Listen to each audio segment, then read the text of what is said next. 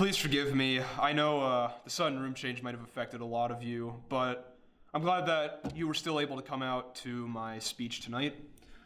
I'm still adjusting to the whole central Pennsylvania thing. You know, stalks of grain everywhere I go, open fields like wide prairies from Kansas. And I'm just thinking to myself, what do they do out here in central Pennsylvania? I mean, if it's nothing but hills and stalks of grain, then what's really out here? I mean, not that there's anything wrong with that, of course. I mean, I come from New York City, a place where I buy my hot dogs from the local street vendor right down the corner. My mom never had anything positive to say about New York. She never even tried a hot dog, so of course she never had anything good to say about New York. She always told me to move out to the countryside with Lieutenant, who, if you are not aware, is my dog, my little dachshund. Called him Lieutenant because he always barked at everybody like he owned the damn place. Every single person that walked through that door felt the wrath of Lieutenant. I always wanted to bring him out to the countryside if I ever bought a house, but just never happened.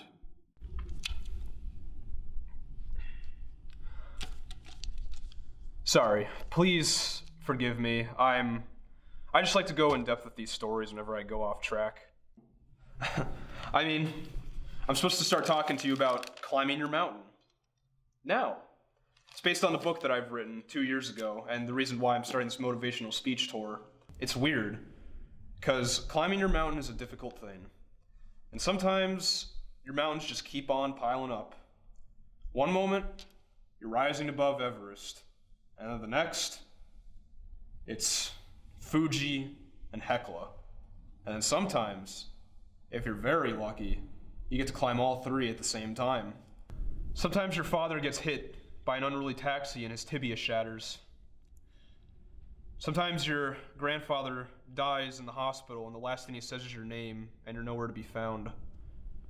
Or sometimes on your really, really shitty days, your mother dies from a heart attack and you're miles and miles away doing a show like this one.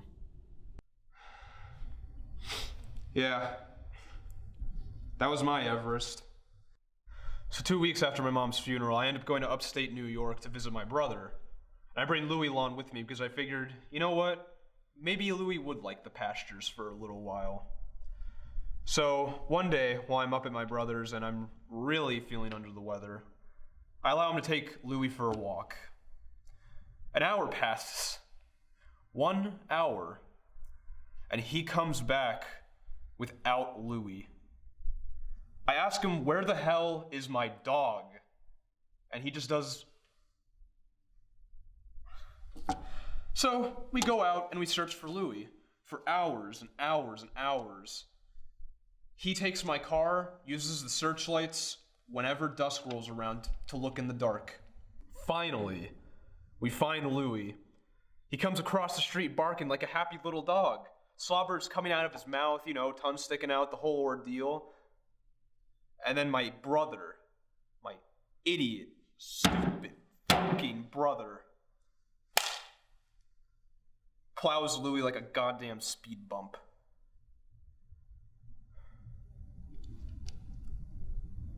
I had a funeral for that poor dog. Not to mention my brother didn't pay the $650 bill for the repaint on my car.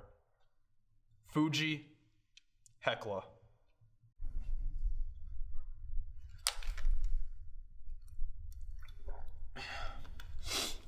Sorry, please, forgive me.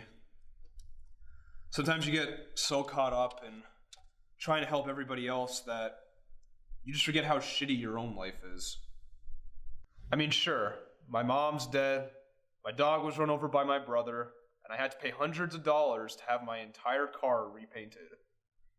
But goddamn, I cannot say for the life of me that that hot dog was not worth living for. What the fuck? Anyway,